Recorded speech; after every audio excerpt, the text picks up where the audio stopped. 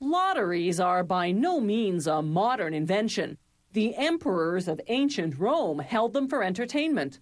European monarchs used state lotteries to help fund their extravagant lifestyles.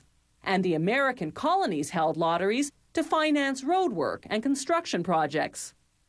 Pressure from the church and widespread fraud led many countries to ban lotteries during the 1800s. But governments eventually reconsidered. They just couldn't resist milking that cash cow.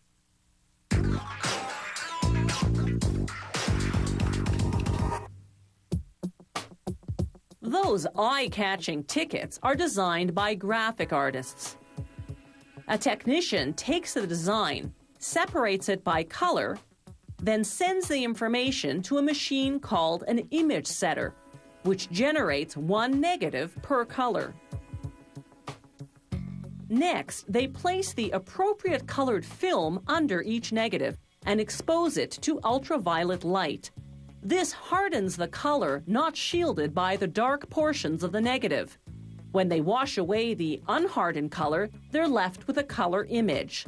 They layer the films to make the client a mock-up of the finished lottery ticket, in this case, a scratch-and-win type. Now they make the printing plates, one for each color of the design. First, for the non-playing area, everything outside the scratch zone. Each negative goes onto a paper-thin aluminum plate coated with a UV-sensitive emulsion.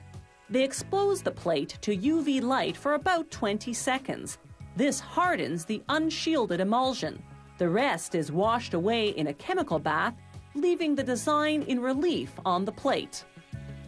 For the ticket's playing area, the same process, but instead of an aluminum plate coated in emulsion, they use one made of photopolymer, a light-sensitive plastic.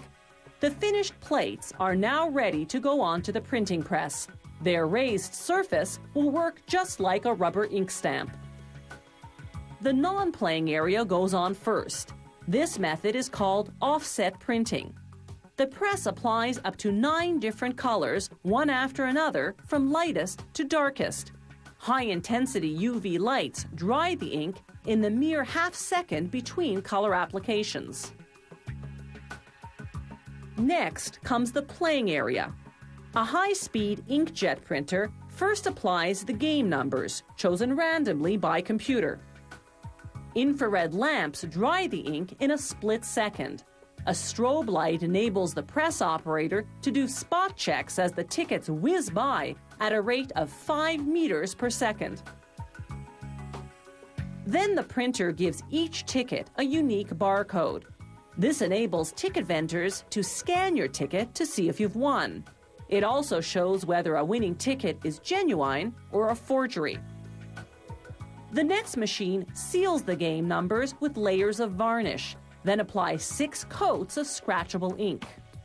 An electronic scanner checks the positioning of the scratchable ink, making sure it hides the numbers. The first 3 scratchable ink coats are black. The next 3 white. All those layers to keep cheaters from holding the card up to the light to see the numbers.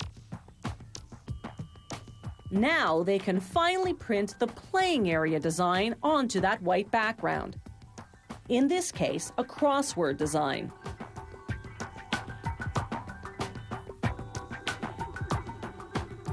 A machine now perforates the rolls of tickets so they can be folded. It processes 3 meters of tickets per second. Here's what that looks like in slow motion.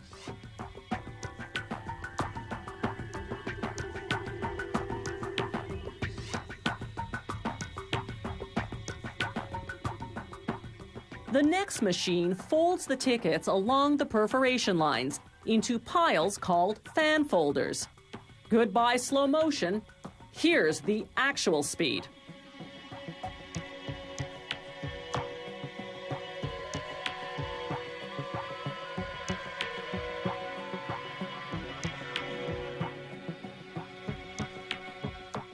Before the lottery tickets are shipped out, several samples undergo a quality control inspection.